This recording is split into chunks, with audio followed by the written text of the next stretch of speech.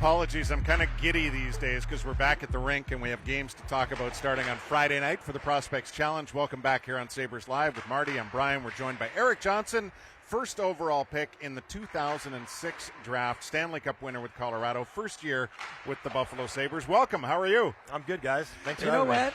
I am just feeling really old right now. Why don't you scooch back a bit so I can actually see our guest? So when he was drafted, I was still a member of the Buffalo Sabres. Yes, That's you were. A long time ago. Not that you're getting old, but I'm getting very old too because we played against each other. I know, right? we did. So yeah, that makes me feel old, right? Well, yeah. I should put the equipment on. You can still stop me. You feel really good. No, I don't think so. But no, it's good to be in Buffalo. I'm excited. It's amazing when Erik, all we do is talk about the construction of this team, the future outlook, the pieces that are in place, but you are a fascinating addition to this group based on the career you've had. What was it like being a first overall pick as a defenseman and now joining a team that has two other individuals carrying that same badge, if you will, for the duration of their careers? Yeah, I think, well, first off, there was a ton of pressure, a ton of excitement. St. Louis had just traded Pronger away to Edmonton, so they were kind of craving a number one defenseman, and came in there with a lot of expectations, and probably didn't do as well as I thought getting started there. And then I got traded to Colorado, and that's kind of where my career took off and jump started, and the trade and coaching kind of got my career going, and was lucky enough to play on some really good teams there, and played for a long time, almost 15 years in Colorado, and it's been a great journey. I mean, I kind of think being back to, if I was a little kid and you told me I was going to have the career I had, would I sign up for it? And I would sign up for it every single time. So just grateful to have played as long as I have, and there was a lot of unknowns going into free agency, what was going to happen. I wasn't sure if I was going to come back to Denver, and had a bunch of really good options, but I kind of kept coming back to Buffalo.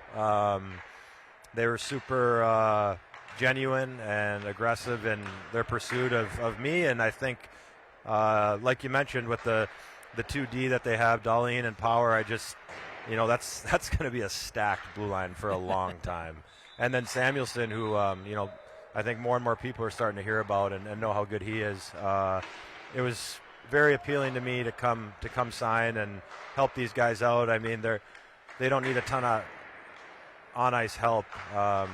Their game is going like this. The trajectory is very good, and I think a lot of it will just be off ice, handling day-to-day pressures. How do you prepare pregame? How do you prepare postgame? I mean, a lot goes into maintaining your body, maintaining your health, your mind throughout the course of an 82-game season, and ultimately for 15, 16, 17 years. If you're lucky, you play longer. But I think I can just be a resource for these guys, and I'm going to learn plenty watching these guys on the ice. I already am. They're very special talents. So I think for me as a guy, I just think I can be a resource for them to lean on, and my body still feels good, and I still feel like I can contribute, and I can help those guys out. And experience does play a pretty important part. Getting to the playoffs, and I always thought that was kind of an overrated part of it, but getting in there and going through it, I think I can really help those guys. Now, you talk about the everyday pressures, right? And in Colorado, you have Nathan McKinnon, you have a lot of good players. The one year you guys had 39 points, you turn it around the next year, 112. Then there was a 48-point season, the next year, 95. How those two experiences really help your team with the Avalanche get the success they had later, and how do you take that and be able to help these guys that they want to get in the playoffs? It's been a long time now. You got the fan pressure, the organization pressure, the locker room pressure. How does those 2 years especially help with what you bring in? Well, I think the biggest thing, you go through a few different things, and I always remember thinking I hated to lose more than I loved to win, and then you win, and you're like, winning is so much better than hating to lose. You know what I mean? You kind of have those two. Do you love to win or do you hate to lose? And you can have both, but the winning is so great. And I think going through the losing seasons were awful, but also, you realize the work you need to do and what you have to do to get to the next level. And we also got some pretty great players in the draft, Yeah. and that really helped. And this team's gone through it, and they have those pieces now. So I think, from my standpoint, this team only missed the playoffs last year by 1 point, and they did go through, I want to say, was it almost a 10-game losing streak at one point? Eight games. No so, points. Yeah. I mean, and who's the team right ahead of them? Florida, and they went to the finals. So you just got to get in, and I think the team's knocking on the door here, the Sabres, and I hope I can help push them over the edge, because I just, I feel like the town, from everyone telling me, it's craving a winner, and I remember when you were here with Briere and all those guys, and what an atmosphere it was. I mean, and it's a great sports town, and I think if you just got to get in, you get in the playoffs, and anything can happen. I mean, Florida got in, LA got in as 8th seed, won the cup. You just got to get in, and I think our team is in the mix, and we should get in. I'm glad you mentioned Samuelsson. Obviously, you are first overall pick, so the natural conversation point is what it's like to be a 1 like Dahlin and Power. But we were having this discussion the other day of what kind of an impact you can have on Samuelsson. Do you suspect that you'll have a lot of time with him and a lot of sharing of wisdom there?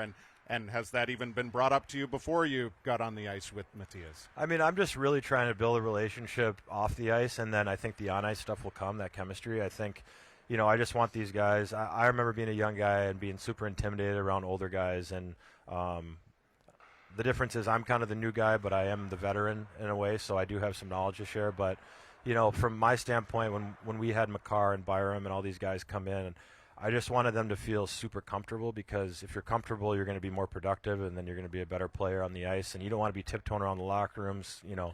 I just think the open line of communication is so huge, and I'm still a kid at heart. I'm 35, which is old for this team and old for the league, but I do feel youthful as a person, so I think I can be just a good sounding board and resource for these guys. I mean, I want them to ask all the questions they want, and I'm willing to share everything. Like you said, I've seen a lot, done a lot in the league, so I'm really there for them in any way. He's the new Anderson this year. He is the new Craig Anderson. I love it. I have hair, though. Yeah, so that is true. He has his teeth, though, that's so that's right. the difference. As a goalie, but I wear the dentures. Did he wear a wig? No, he did not. He didn't. He did not. So that's good. There you go. So it's great that your personality and you can open up like that. Great interview you did with Emily Kaplan with ESPN about the racehorses. Yes. And your passions, right? And one of Duffer's favorite player is Gabriel Landeskog. Oh, and you had a horse named Landeskog. Yeah. He did pretty good as a 3-year-old, he right? He was very good, yeah. Yep. How did that passion come through? And are you still doing it? Are you still involved in it? A little bit. I do have a horse. So it's me and 10 guys kind of team up, and we own 10 guys own 10%, so it's not you're not in it for too much money. It's just kind of a nice, fun thing to do with your buddies in the summer. But we bought a horse and named it Landeskog, and he actually ended up being a really good horse. He got hurt, but he was great. He was actually very good when he ran. And I have a horse named Sabers right now, actually. Oh, really? Yeah. Okay. So where is it running? I ran at Del Mar, ran 3rd, and then it'll run back in California again. So I could get creative with some names here with some of the guys. So it's fun. It's a fun little hobby in the off season, and going down there. We golf in the morning on the weekends, to go to the racetrack, have dinner, and then do that over again Friday, Saturday, My Sunday. girls ride, and everybody asks me do you ride? I'm like, no, absolutely not. I got on a horse one time, and I almost hit the walls. Yeah. Have you tried to ride not the race horses, but other ones at the barn? You know what? Being out in Colorado for so long, Marty, I think. We've gotten plenty of chances to go ride horses in the mountains. So, I have. Yeah. It's fun, but you got to be, you're on a freaking edge of a mountain, and rocks are slipping underneath these horses' feet. So it's a little intimidating, but it's fun. It's something to do. So we are into the final 20 seconds of the show. Great to have you swing by awesome. the set. Anytime, and, guys. We'll really see you appreciate next it. week for main camp. And obviously, folks, Prospects Challenge kicks off tomorrow. We got Sabres Fan Fest happening this weekend in Alumni Plaza, and of course Hockey Fest happening on the freshly paved streets of Perry Street. Dunk tank and the Saturday. dunk tank. Yeah, don't tell Eric, because he might line up to dunk some of the alumni broadcaster. There we but go. we're back tomorrow on Sabres Live. We'll see you then.